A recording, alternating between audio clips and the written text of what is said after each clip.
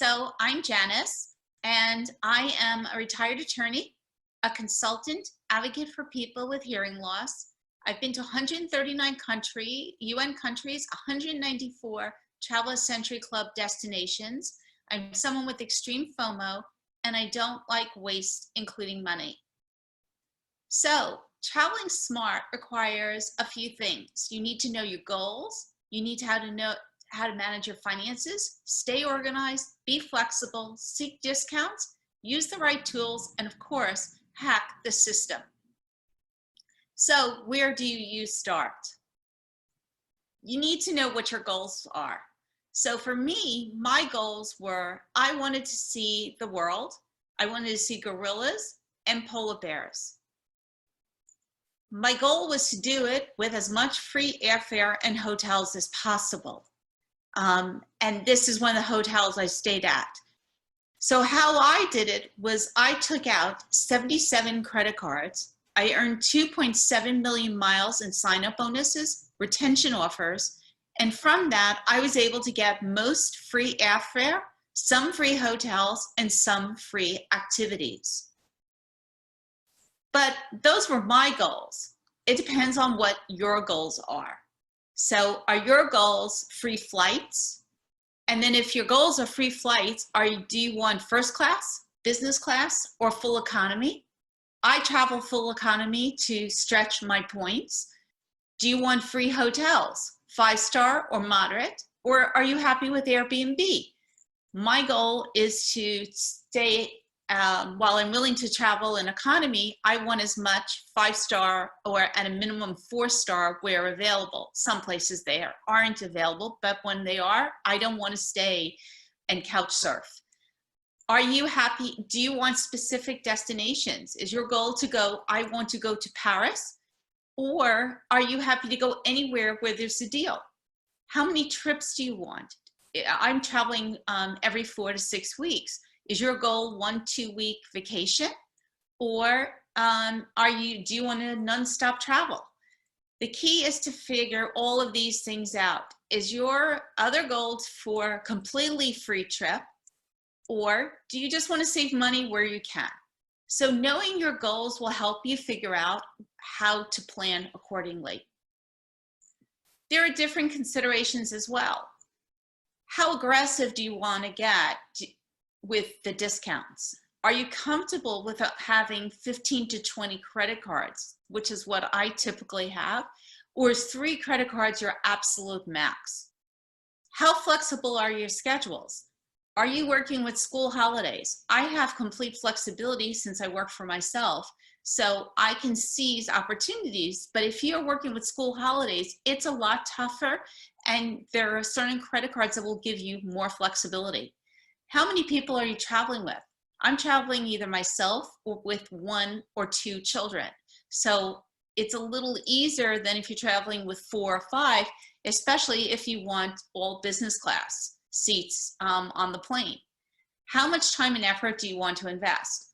Now, I love doing this, but not everyone does. To me, it's like doing a crossword puzzle, getting the deal, but some people find it arduous and tedious. So depending on how much time you want to invest in it, which cards you will want to pick or what deals you will want to do. And then what are your spending patterns? Because that will determine which credit cards have which multipliers, and I'll get into that next. But the most important consideration, if you're going to do credit cards, is how do you handle your finances? Do you pay your bills on time? Do you pay your bills in full? If you don't, credit cards and sign-up bonuses are not for you.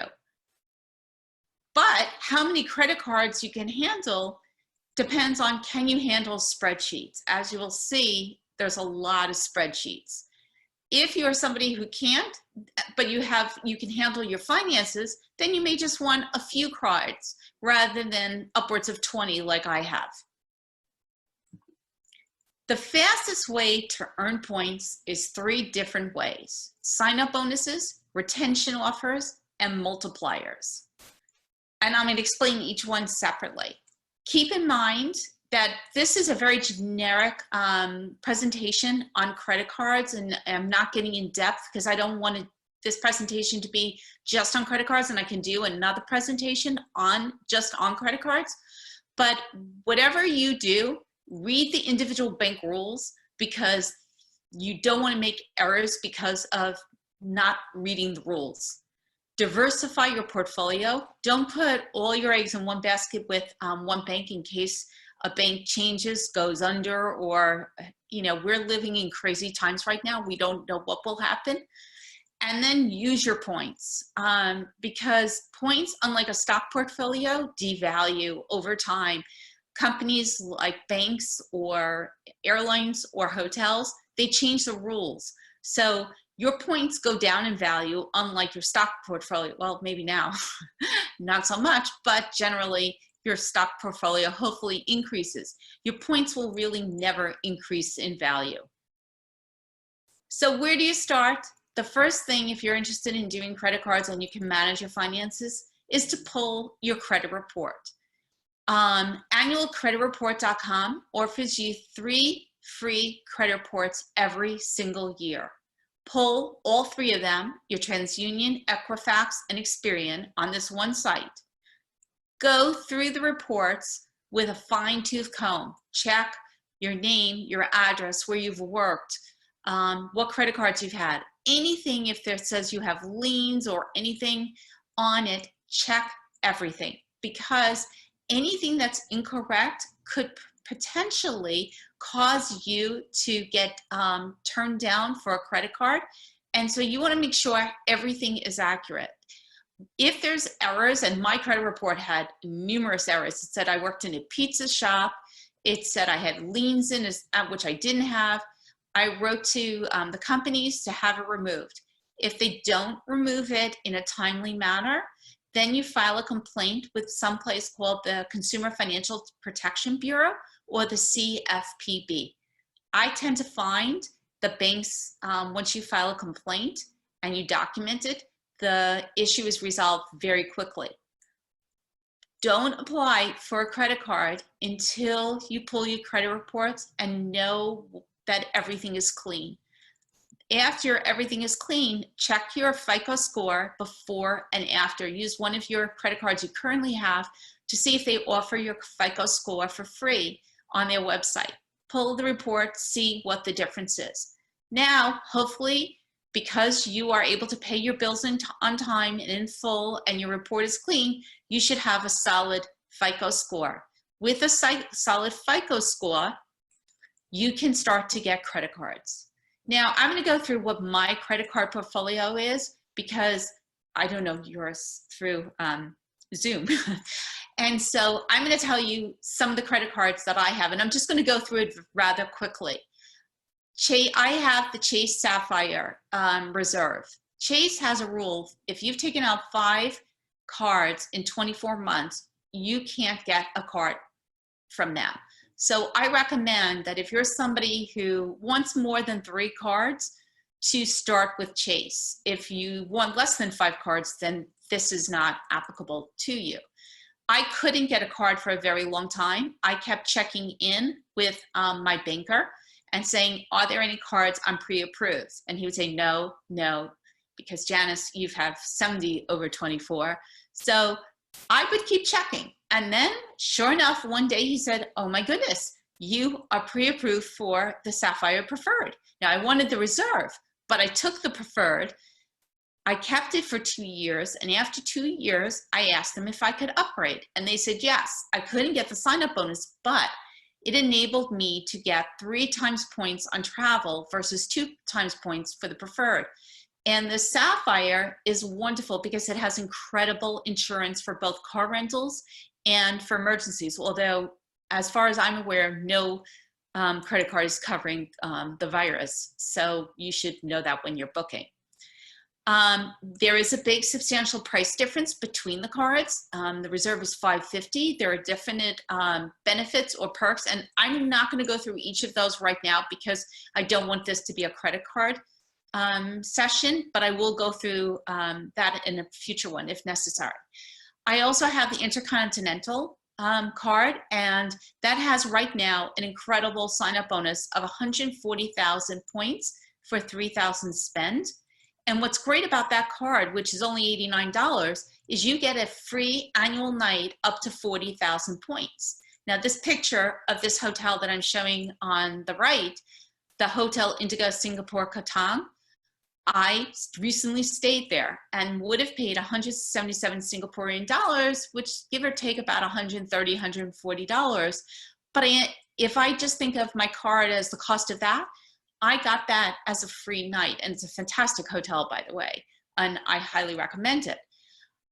Another card that gives a free annual night is the Hyatt, but right now the sign-up bonus is not great. I have the old card. I suggest waiting for a better sign-up bonus, but that's in my wallet because it gives me a free category 1 to 4 annual night, and I'm paying not the current $95, but $89, which is fabulous. Some of these low-end annual nights I use when I need to stay at an airport because I have a really early morning flight. They tend to be pretty pricey. I'm only there for one night, and it's a great use of those hotels. My goal to get a card is the Ink Business. Right now I can't get approved. I'm hoping one day I'll be lucky again. But that's a great card because it gives 3 times points on travel, shipping, internet, cable, phone, and advertising on social media sites. And unlike the Reserve, which offers that 3 times points on travel, this card's only $95. Amex is another company. I like them for the Hilton Aspire. It's a pricey card of $450, but it comes with diamond status and a free weekend night and a $250 resort credit when you book through the resort site.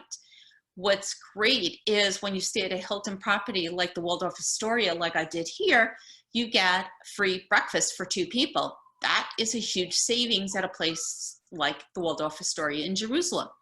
And the diamond status allows me to status match when I need to status match, and I'll talk about that later. The Amex Gold card right now, I just recently product changed cards because it gives 4 times restaurants and supermarkets. And during this virus, that seems like the only thing I'm spending on is takeout, potentially takeout, which I haven't done yet, but definitely supermarkets. So that's a great card for me. Another one is the Amex Blue for Business Plus. It's free. You need a business. So if you even have a small business like an eBay business, or you're doing anything that's even a small business, you qualify for business cards. That card is great because it gives you 2 times points, no annual fee. It's 2 times points up to $50,000, but it has no annual fee. However, it does have foreign transaction fees, so it's not a card that you want to use when you're traveling out of the country. Periodically, you'll notice under some of my recommendations, I have links. If you use my link, I get a little extra bonus, and some of the things you get a bonus as well. So I figure I would put in a little plug here and there for my recommendations. But one of the cards that for people who really want to make things easy, or who don't want to, they don't want to bother, or they want their activities or things other than airfare and hotels, is the Citi Double Cashback card. It's free. There's no annual fee. It does have also the foreign transaction fee, so you're not going to want to use it internationally, but you will get 2% back on everything. Now that 2% back is quite valuable, as I'm going to show you. You can, for example, pay your taxes right now. And if you pay your taxes on, as I'm going to explain, on a site called pay1040.com, they charge you 1.87%. So you're making, it's a small amount, 0.13%, but if you're paying a lot of taxes, that can add up very quickly. So when I was paying my capital gains for selling my house, I had to pay substantial taxes. I used that card to pay my taxes and made money from paying my taxes. And because you're getting a credit against your spend, it's not considered income, it's considered a credit against your spend, so you pay no taxes on it. Another card that's similar to that is the Capital One Venture Card. It's free the first year, and then it's $95 thereafter. You get unlimited 2 times miles on everything, and you can use those points to erase travel charges. There's a comparable card called the Capital One Spark Business, which periodically will have a terrific promotion of $2,000 bonus if you spend somewhere like $50,000, which is a lot. But if you're running it through your business and have a lot of spend, that is a really nice bonus. And I use the combination of these 2 cards to pay my taxes when I was paying capital gains taxes. And really, not only did I get the 0.13%, but then I was able to get the $2,000 bonus. But another way one of the ways is to get sign-up bonuses. And as I've mentioned before, cards have very enticing bonuses when you sign up for the card. And one of the things that some of the cards offer is either points or free hotel nights. The Hyatt card, as I mentioned before, right now it's offering points, but sometimes it offers free nights. And when I took out the card, it offered 2 free nights at any one of their properties. I stayed at the Park Hyatt Maldives, which is an incredible property, very luxurious. The rooms are over $1,000 a night. So that's equivalent of $2,000 a night. And if you have a partner that can also take out the card, then you can get 4 nights, which is over $4,000, which is absolutely an incredible deal for free. Another card that I took out is the Radisson card. And I was able to stay from its sign-up bonus at the Radisson Blue, this room on the right-hand side, in Rwanda. So as I mentioned before, my goal was to see gorillas, which I saw. It's a pricey trip, but one way to save is when I flew into Kigali, I stayed at the Radisson Blue Hotel, saved money there, so then I can put more money towards the expensive part of the trip, which the real goal is to see the gorillas. Another thing that people know about the sign-up bonuses, but a lot of people are not aware of retention offers. And this is, I have to say, I did not know until about a year ago. And right now, a lot of the credit card companies are offering retention bonuses. And what that is you call up and you go through your credit cards that you already have, and you call them up and you say, I'm considering closing my card. Do you have any retention offers? And they transfer you to the retention department. And you say, please don't close my card. I'm just considering it. I'd like to know if there are any retention offers. Now, this is a retention offer I just received. So my Citi Prestige card had an offer, spend $5,000 in 3 months and receive a $250 statement credit. Now, I could pay taxes, and I can take the $5,000 and pay 1.87%, which is the fee to use pay1040.com, which is the cheapest of the 3 sites. It would cost me $93.50 to pay the $5,000. Or I can pay rent of $5,000 and pay through a service called Plastique, 2.5%, which is less than my personal apartment building. So that would cost me $125 and could be deductible depending on how you use Plastique service and what you're using it for. Again, here's my little referral code. But you would, by paying either Plastique or pay1040.com, spend anywhere from you would net $156.50 to $125 because you'd be spending $93.50 to $125. So you would net from this sign-up bonus $156.50 to $125 tax-free because it's a credit against spend. All for just calling up and asking your credit card, do you have any retention bonuses? And by the way, when using Plastique or pay taxes, Make sure you maintain records, you print everything out, you make sure that it's processed correctly when you're using third-party payers. You want to make sure that your taxes are actually paid, your rent is actually paid, so that you don't run into any issues with your rental company or the IRS. So I usually recommend following through and making sure your rental account and your IRS account is credited appropriately. Multipliers is another way to get a lot of points very quickly. Go through your spend and figure out where is your heavy spend. Now, this is where it's different from every person. These are the categories of typical places people spend: advertising, airfare, telecommunications, entertainment. The whole list is here. Go through, figure out which is your heavy spend.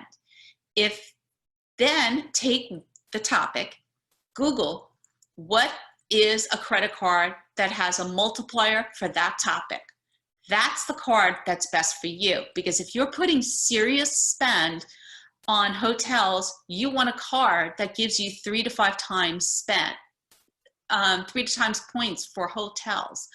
If yours is advertising, or you want to make sure you're getting the maximum number of points for that spend. So those are the basics. Now I want to give you a one out of the box way you can make credit cards work. This is how to get 4 free nights at the Atlantis, Bahamas. And this is a bit crazy and it's a little out of the box, but just hear me through it. So you take out the Hilton Honors American Express Aspire card, and as I mentioned before, you get diamond status. You take that card, you status match from Hilton to Wyndham for diamond status. And here's the website of where to get how to do that. Then once you get what Wyndham notifies you, you now have diamond status for Wyndham. You then status match from Wyndham to Caesar Total Rewards for diamond status. Here's the link for that. Wait for confirmation. When you have diamond status with Caesar Total Rewards, then you receive 4 free nights at the Atlantis, Bahamas. When I stayed there, that was a $945 savings, and that has nothing to do with Hilton, nothing to do with Amex. That is just about being smart and leveraging your status from one hotel brand to another hotel brand. Now, doing credit cards, one of the key things is you have to be organized. Especially with a lot of mileage programs, it is complicated. One of the best ways to stay organized is a very well-regarded company called Award Wallet. Again, here's a link. This is an example of my Award Wallet, which obviously I've had to block out critical terms. But here are all my programs. And then on the left, underneath the airline, it will tell you, will see your frequent flyer number. To the right, you will see how many points you have and when your expiration date is for those points. And it will send you notices to tell you when your points are going to expire if it's coming up. And for me, it has saved me losing 20,000 points on Etihad, which I was able to then instead use for a free round trip domestic airfare. And I had totally forgotten I had received 20,000 points on an Etihad round trip flight from years ago, and thank goodness for Award Wallet. You do have to give all of your passwords for your frequent flyer programs. I've never heard of a problem with the company. And for me, it's the only way to manage all of my points. It is very tedious to enter all of your accounts, but the time is definitely paid out. And right now we have a lot of time on our hands, and this is an excellent project. Again, here's my hyperlink. This is my spreadsheet, and do not let this scare you. It's color-coded, so every one of my credit cards goes onto a spreadsheet like this. I break it out based on the brand. I enter the credit cards I have on the sheet by brand, for me, if the card is open, I keep it in pink. If I close the card out, I gray out the whole line, so I don't have to see it, but I'm still aware of it being there. Any card that I deem I am never closing for whatever reason, I make the cell yellow. If I'm not sure I'm going to close it, I actually have other cards where it'll be orange. I'm not sure I wanted those cards to know I want to close it. And I will have a column with the open date, the close date, how much sign-up bonus I received,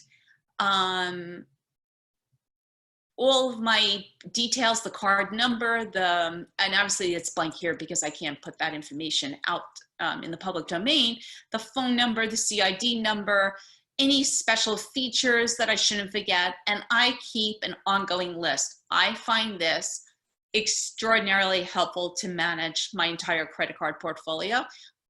So this way, if, for example, if a credit card company says you can't have had this credit card in X years, I have a chart to see if I've had it. Very, very helpful. But again, this goes back to if you can't manage spreadsheets like this, then this may not be the hobby beyond 1 or 2 cards for you. But what if credit cards are not it and you can't manage your finances? How else can you save money? Another way is being flexible. One of the ways I've been able to really save money is I seize the deal versus the locale. So instead of saying I want to go to X, I go to wherever I can get a fantastic deal. So for example, this past fall, a friend emailed me and said, LATAM Airlines just opened up additional routes to Easter Island. The rates are super low. You should go. If you have the time, this is the perfect time to go to Easter Island. Usually they're super pricey. Well, my schedule happened to have been open. So next thing I knew, I was going to Easter Island. I come back and then another friend says to me, by the way, there's a deal to Antarctica. Quark is having 50% off sale. I go on, I look at it. Sure enough, now it happens to work on my schedule. Most people are not going to be able to do one trip after another like this, but it's 50% off. I booked the trip again. They were on my radar, but I wasn't like I had decided, oh, this year I am going to Antarctica. I could have been, for all I knew, in Algeria. It didn't matter to me. I was looking for where the deal is because I'm going to every country and I don't really care which order I'm going to do it in. Somebody else may feel differently, but when I'm able to find the deal, I save a ton of money that way. The other way is follow the currency. So on that Antarctica deal, when I booked it, it turns out that by booking it using sterling, because the rates were set before Brexit, by paying in sterling, I saved an extra 10%. That brought my deal now to almost 60%. Last minute deals, I had to leave in less than 4 weeks. So if you have flexibility, you work for yourself, you're not working with school holidays, last minute deals, you can save a ton of money. Never waste a crisis. I don't have a magic crystal ball, but if I was a betting person, I would think when this pandemic ends, Japan is going to be on sale because they were going to be hosting the Olympics this summer, and they're not. It's off for a year, but those hotels will be finished being built. So when they open, they're going to be looking for customers, and the Olympic customers are not going to be there yet. So I would anticipate that Japan would have great pricing. That's the type of mentality you need to think about. So maybe if you weren't necessarily going to go to Japan and you were going to go somewhere else, you might want to rethink that. So the goal is maintain an open mind when you're picking destinations. Don't think, oh, I only want to go to Paris. Maybe go to Paris when Paris is having a good deal or off season instead of going when everybody else is going. Forget about what you know about hotels. In the United States, there are some brands that are considered not as fine as other brands. And I'm personally not a fan of these three brands in the United States. However, in other countries, these brands are remarkably different. So Radisson, I stayed in Kigali, Rwanda, was beautiful. You know, it's big, but it was really beautiful and a fabulous deal. Wyndham, I just stayed in Miramar, and here's a photo of it. It looked like a Park Hyatt. I paid $61.55 at the Wyndham Yangon Miramar. That's unbelievable. And it was a magnificent hotel.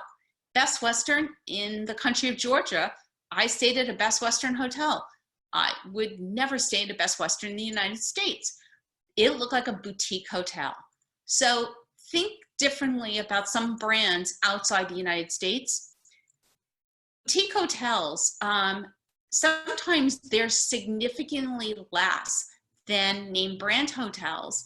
And I have booked into hotels that are, let's say, $85, $65. And I'm like almost terrified to go to them because I'm like, what type of hotel could be beautiful that it looks like online and be so cheap? Well, they're not paying franchise fees. So they can sell the hotels for a lot less. They tend to be a little bit closer to the typical market price versus an international brand that will price consistently across the brand. One way I try to look at the hotel when I'm looking at the photos online, I look at the bathroom sink.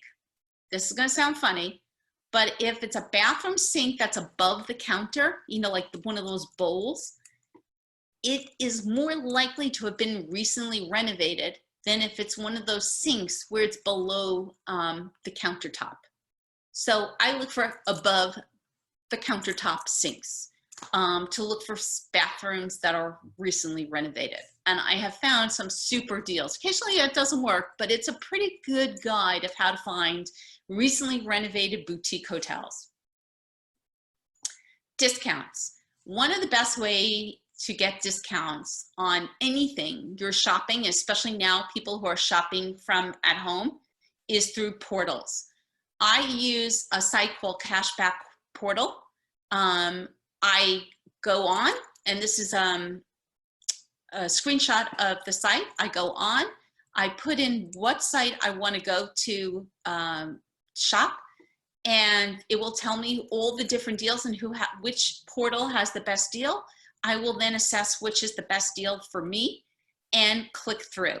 So one of the regular sites that I tend to use, because it's linked to American Express and transfers to points as a multiplier, is Rakuten, formerly known as Ebates.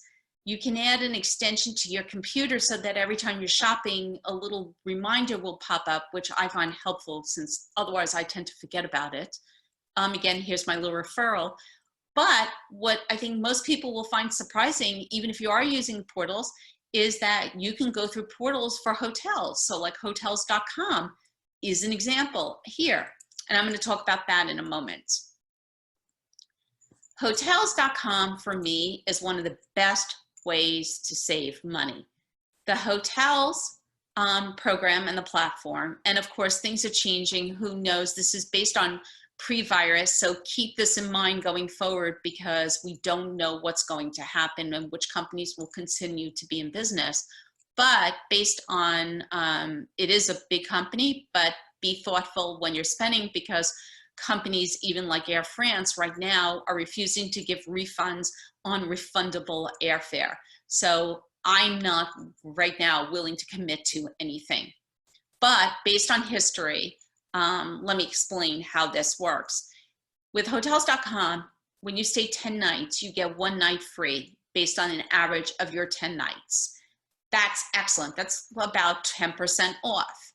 Now, if I go on TripAdvisor and I compare the rates of the hotels and I pick a hotel and I see, let's say it's less expensive than that same night on Agoda for the same exact room with the same cancellation policy, compare everything, screenshot everything, I will still book on hotels.com because I will get that 1 in 10 nights free or 10% off.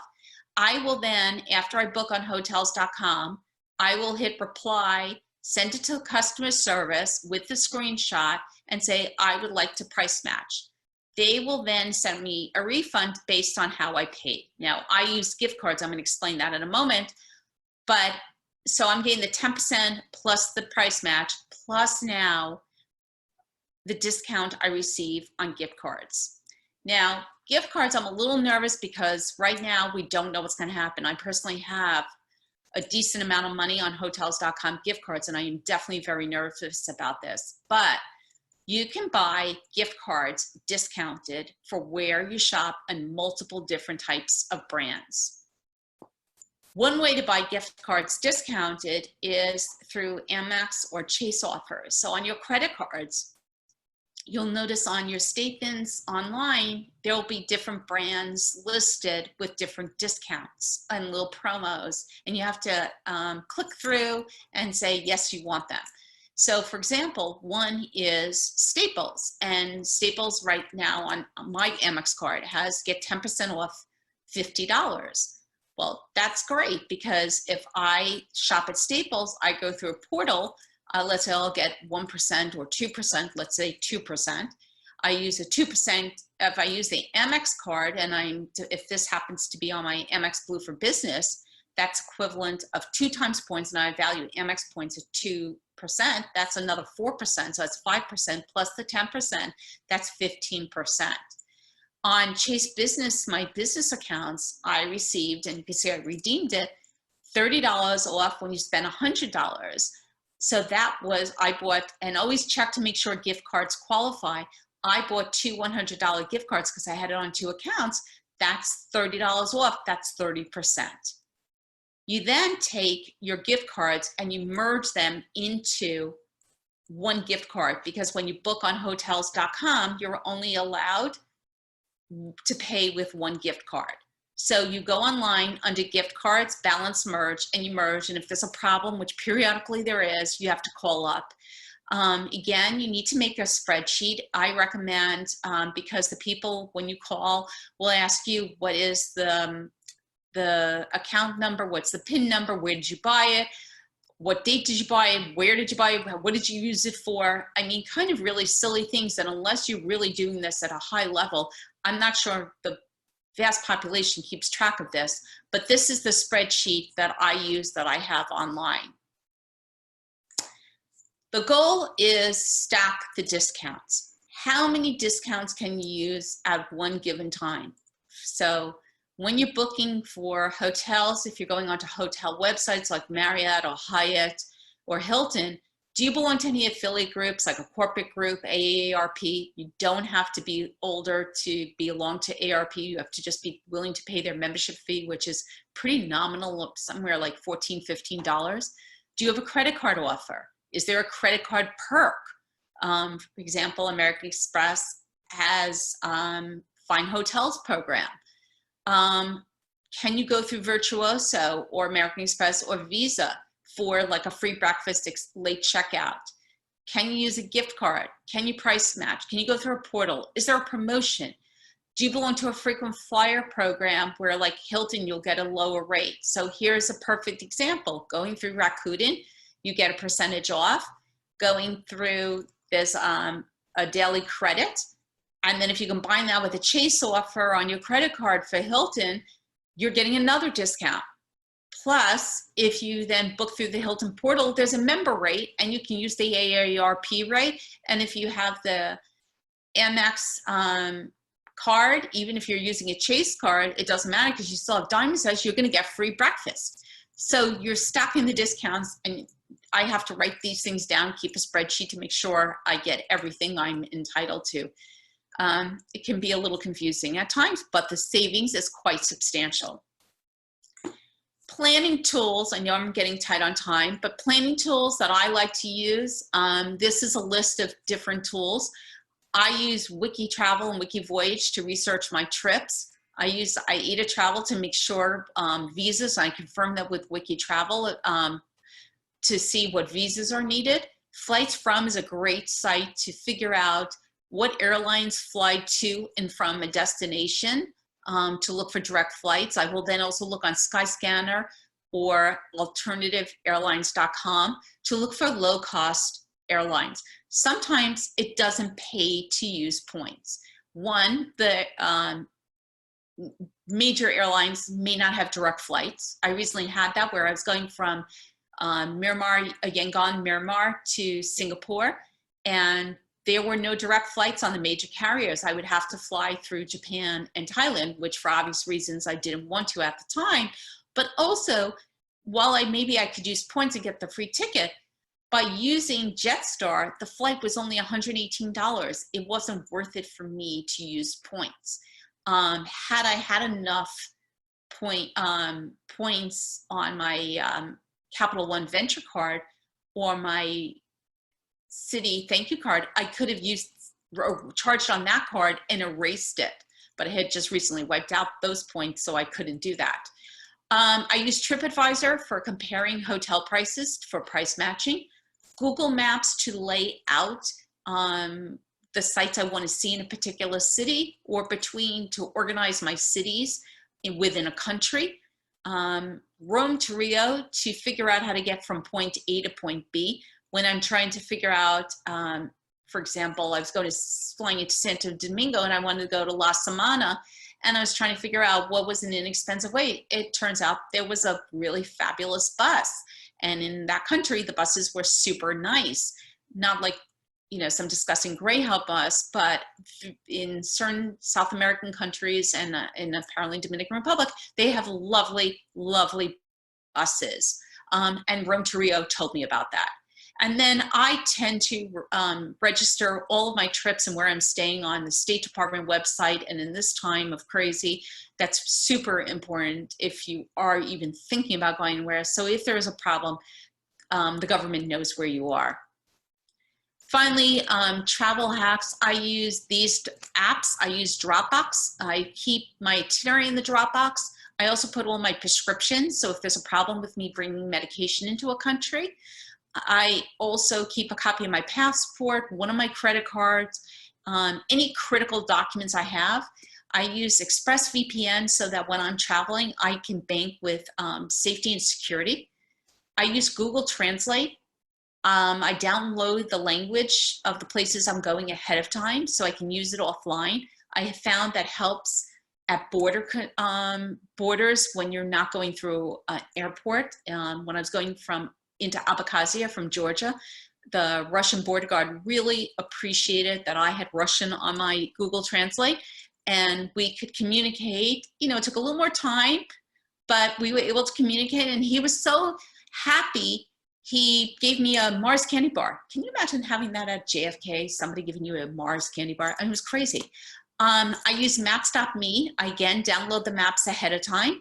It allows me to not only navigate within a city, but or within a country, but also if I'm taking a regular taxi versus an app taxi, I can make sure the taxi driver is going where they're supposed to be going, similar to using an app.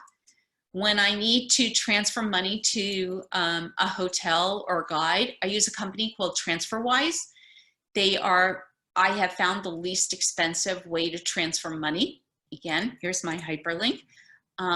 So it's a great way. It's very transparent, very easy to navigate. And I find it pretty simple to use. I use TripIt to forward all my itineraries. I'm a belts and suspenders person. I always have my itinerary as a hard copy. I put in my Dropbox, and then I have it in TripIt in an app. So this way, God forbid, I know where I'm going if there's a problem.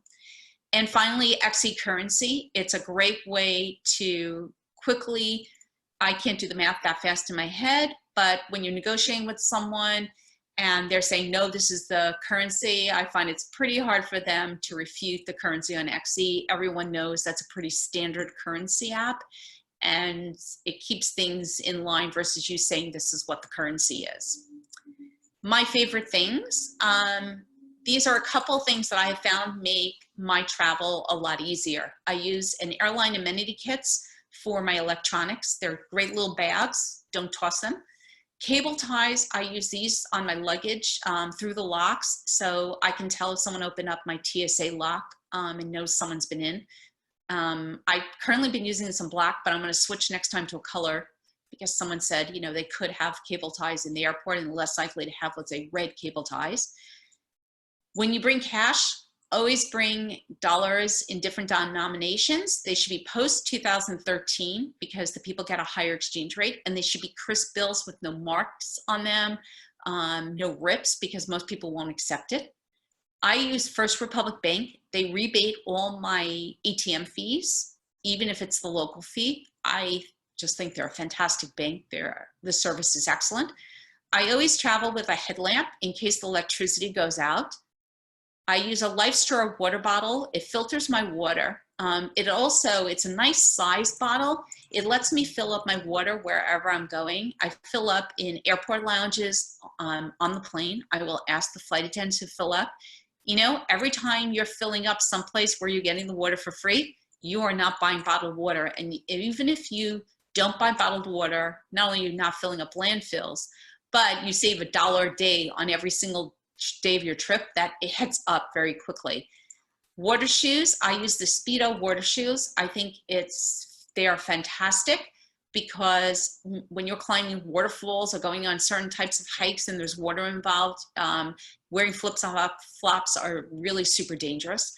And Pedialyte powder, they come in like skinny packets, and when you get food poisoning, you are very happy to be able to replenish your electrolytes, or anytime you're sick. I highly recommend it. It's been a lifesaver on many of my trips. Finally, my cell service, I use T-Mobile, and I love it because I pay $50 a month. It's covered in most countries. I don't know where they have 210 countries, but they have 210 plus countries, unlimited data, free Wi-Fi calling, tethering, in-flight calling. I can call voicemail with a phone number when I'm in a hotel. Most important is I can use Wi-Fi calling. It's fantastic, and is a real game changer for me. So this is my contact details. If you have any questions, my personal website, my Instagram, which I haven't been using as much lately, my email address, I moderate a Facebook group called Traveling the World, and my phone number if you need to reach me. And thank you. And I'd like to open it up for questions.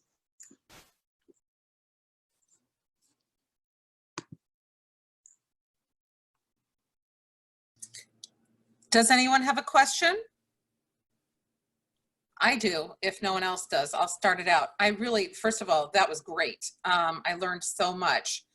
And I just wanted to ask you, if you had, I would never be able to do all of what you do. You're really super organized. What are the top 2 or 3 that a person who isn't quite as organized could accomplish? Yeah, and that's something I should have really mentioned, is that you don't need to do all of them.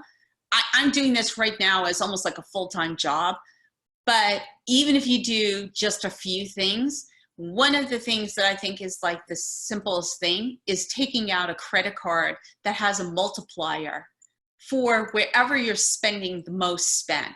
So if you're a heavy spender, let's say on advertising, right, on social media advertising, you want to have a credit card that really has a good multiplier. Or right now, supermarkets, like you have 2 boys who are, you know, in the growing stage, right? So you're spending a lot on supermarkets. I would definitely take out a credit card that has a multiplier that's great for supermarkets, because you can amass a lot of points pretty easily with pretty much no extra work. Another thing is going, anytime you're shopping online, going through a portal and going right, just even go put the Rakuten extension onto your computer. And every time you shop, just hit, and the little thing pops up. You don't even have to compare other sites. Just hit Rakuten, you know, make sure, you know, I do keep a spreadsheet to keep track of it, but even if you don't, I find Rakuten is pretty reliable compared to, there's another famous company. I don't find that they are as reliable, but you'll find you can connect then your Rakuten points to your Amex points, and you'll just find new points being dumped into your account. That's pretty simple things to do without a whole lot of work. That's really helpful. I didn't even know about that, the Rakutens, so that's really helpful. Um, and what's your if you had to choose, in terms of scheduling, how would you be able to choose the best way to find the best deal on a trip if you have kids in school and you have to follow the school schedule? Right. So with kids in school and a school schedule, it's definitely much harder because you're competing with everybody else who is pretty much on the same schedule. Now, some schools have been great about staggering the schedules, but if you have a card, for example, like the City Double Cash Back or the Capital One Venture Card, you can basically book your trip any way you want, use that card, and then just erase your expenses. So it gives you the ultimate flexibility. Otherwise, you need to, unlike me, who's booking at the last minute, for school trips, school vacations, you need to plan far in advance because you need to search out the deals like a year in advance. It's a little tougher, because there are less deals during school holidays. You have probably a better chance getting a deal during the summer than you do during Christmas break. Spring break is probably a little easier because the schedules are a little more staggered, but Christmas is a hard time to find a deal. Hi, this is Susan. That was absolutely amazing, fascinating. It's like wowed. I'm wowed. So I just have I'm not a big traveler, but my question is, I am a creature of habit, and I did some domestic traveling, not really international as much. And I'm an old Marriott member, so I would, put everything on my Marriott cards. And I found that I would get my hotels for free when I would go to conferences, and I would stay at Marriott's. And this is going back for years and years. And now I didn't hear you at all mention the Bonvoy card. Now now I'll be doing a little bit less traveling for a bit. But do you think that I should switch to do a cashback card instead of the Marriott Bonvoy? And I just use the points for hotel rooms. I'm not a fan of Bonvoy. Can I ask you, do you have status with Bonvoy where you get free breakfast? Oh, yeah, I have that elite, whatever. I always, if they have the concierge and the, yes, I do. The answer is yes. See, you're getting free breakfast. So if you're getting free breakfast because you have status, that is a big difference. I get also free upgrades. So when I'm on vacation, I like to be upgraded too. So I always get into a suite because if I'm going away, I really want to have some extra space. That's my one of my considerations. So that's why I always stayed with it, because it's like I would get those perks. Right. I don't. You see, for me, Marriott is not as great because I'm not getting the free breakfast. And so I tend not to stay there. But if you're getting the points, that's great. That's great. I will say you could get more points by switching off the Marriott card, because you could, except for your Marriott spend, you can get more points on more by using another card, depending on where your spend is, by using a card with multipliers. Okay. So you could even transfer into Marriott and get more points in the long run. It's not a fabulous card. So you may want to, you and I can talk offline. You may want to look at other cards, but I would really also look at where your spend is, because if you're spending on certain topics and you're only getting 1 point, 1 Marriott point each time you're spending, but let's say, for example, all right, you're a single person, but if you were, let's say, a family of 4, right? And you're having huge supermarket bills, you could have a card where you get 4 times points on supermarkets. And so instead of getting, let's say, and you spend, let's say, $1,000 a month on supermarkets, you're only getting 1,000 points, where you could be getting 4,000 points with the American Express Gold card. Right. So knowing where you're spending your multiplies, if you have a category where you're really spending, you can get a lot more. Plus, depending on how much work you want to do, whether or not you want to get some of those bonuses. And the bonuses is the fastest way to accrue miles because you're getting anywhere from 50,000 to 100,000 points, depending on the bonus. That would require you, especially if you're only getting one-time point, that would require you to spend $50,000. Right.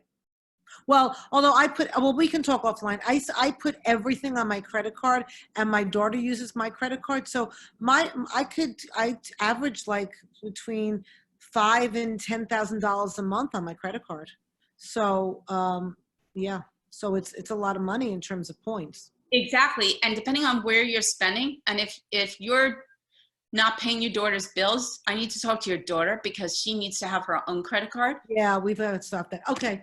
Well, I'm looking at the time, so we'll let somebody else ask a question. I don't want to monopolize your time. We'll talk No, offline. it's Thank okay. you so much.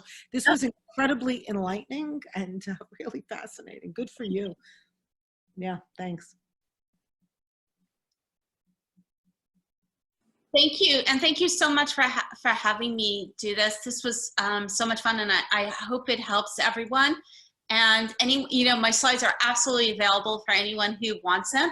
And please, if you wouldn't mind using my links, if you follow through with any of the recommendations. I mean, I'm very transparent about like if there's I get a perk, you get a perk. But for the most part, I wouldn't recommend anything. I wouldn't, for it because this stuff is nominal. But I find this stuff super helpful for me managing all of these destinations. And thank you.